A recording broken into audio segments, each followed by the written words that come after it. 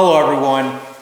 Today I have a very personal story to share with you. It involves how I got into cars, how I got into working on them, how I was exposed to kind of Fast and Furious and the tuner culture. It's going to kind of be a wild story.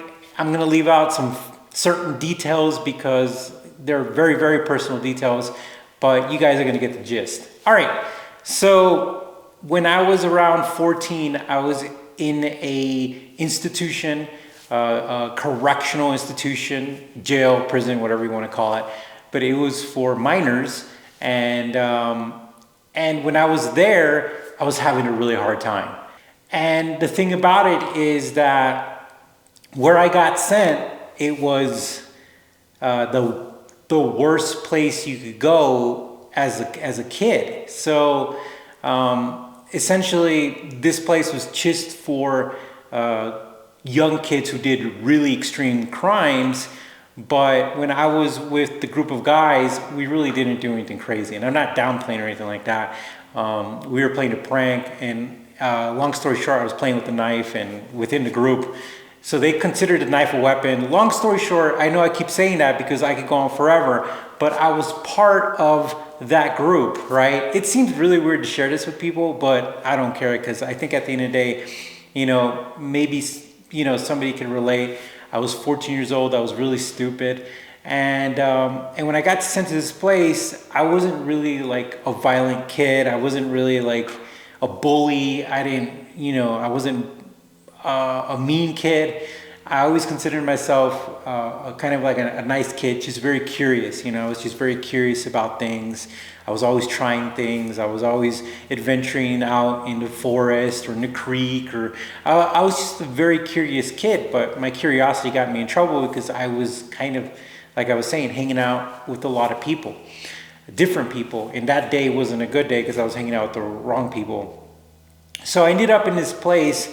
And this place was very heavily gang related. And best way to describe it, like if I'm going to tell you the story, I'm going to tell you the story. Like, there was a kid who, murdered his parents because they didn't buy him a dirt bike. And that's where he got sent.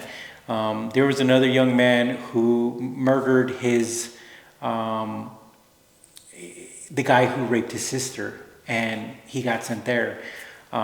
There was people who did real like armed robberies. And long story short, I'm just going to tell you, it was a capital offender place where only like capital offenses go. But because I had a weapon, anytime that you're involved in anything, a weapon is called an aggravated weapon or whatever. And long story short, that weapon was considered a part of the event, and it was considered a capital thing, right? So when I went there, these kids were crazy. Like they were the craziest kids you could ever imagine. I mean, they were psychological issues, trauma issues, but extremely violent. And when I got there, I was just kind of like in shock because I was like, I was a mama's boy when I was growing up, and my mom kind of let me do whatever I wanted to do, and my dad was working all the time, and they had their issues. And so again, not a violent kid, not a real gangster dude. And when I was, before I went to that place or anything like that, so these guys, they wanted to recruit me into like the Mexican gang, and I said no because I thought that's what you were supposed to do because I was kind of stupid and stuff like that. So I said no. And long story short, I didn't join a gang, so these guys just kind of made it their mission that I don't belong to anyone, I don't belong to anyone, and that at the end of the day, I'm free game. And so when that happened, I started getting jumped. People started taking my stuff, and it was pretty intense. It was pretty hellish for about a year. I didn't know what to do. I was getting beat up, I was getting jumped, and it was pretty insane.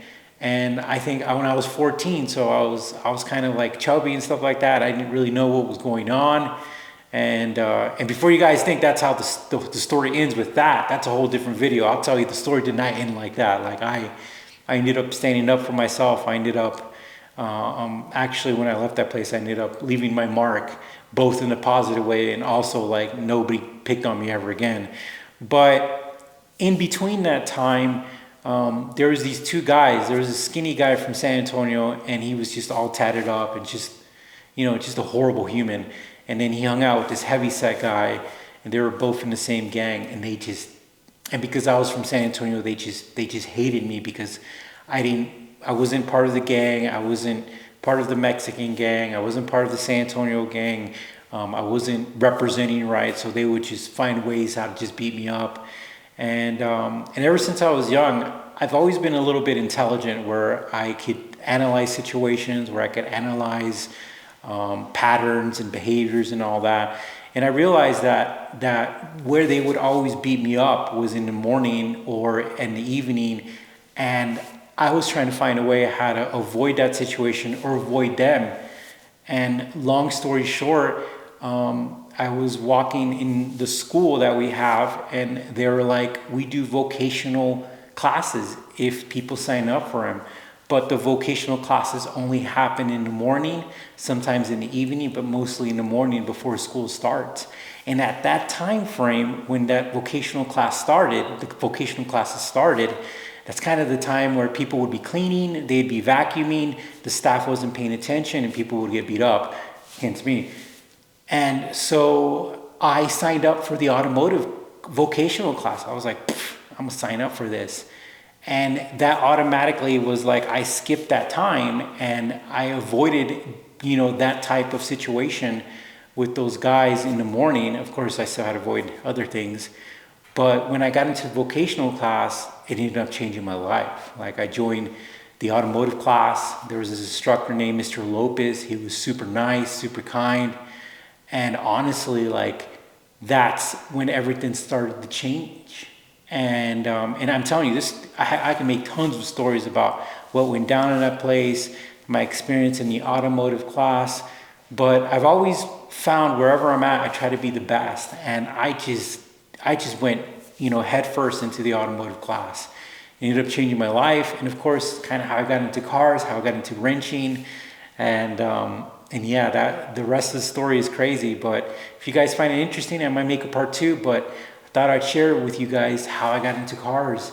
I know some other people get into cars kind of like a nicer way, but this was my story of how I got into cars. Was just trying to find safety, and it ended up just being, ended up becoming a passion and something that I enjoy, and now something that it's just part of who I am. All right, guys, thanks for listening. Bye.